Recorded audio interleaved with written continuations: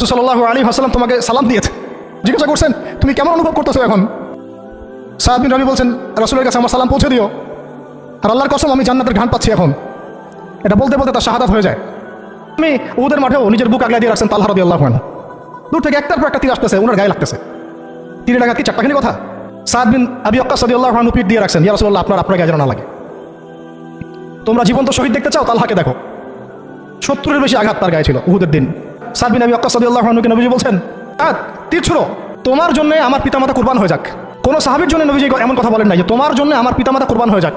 এবং সাহাবীরা বলতেন ইয়া রাসূলুল্লাহ আপনার জন্য আমার পিতামাতা কুরবান হয়ে যাক। ওই ময়দানে উম্মে ওমরাও ছিলেন, মহিলা সাহাবী, বড় বড় তীর ছুঁড়েছেন রাসূলের গায়ে যেন আঘাত না লাগে। ওই ময়দানে হানজালা ছিলেন, ছুটতে আবু সুফিয়ান পর্যন্ত পৌঁছে গিয়েছেন। ওই অবস্থায় তার শাহাদাত হয়ে গেছে, তাকে মারতে পারেন নাই, উল্টা তার গায়ে আঘাত লেগে গেছিল।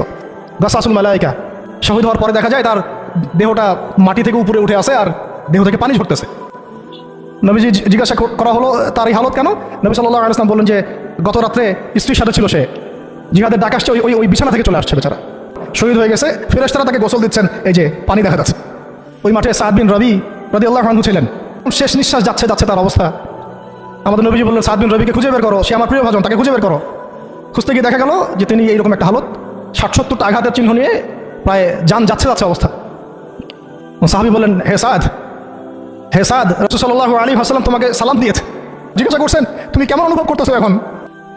সাদ বিন রবি বলছেন রাসূলের কাছে আমার সালাম পৌঁছে দিও, আর আল্লাহর কসম আমি জান্নাতের ঘ্রাণ পাচ্ছি এখন। এটা বলতে বলতে তার শাহাদাত হয়ে যায়।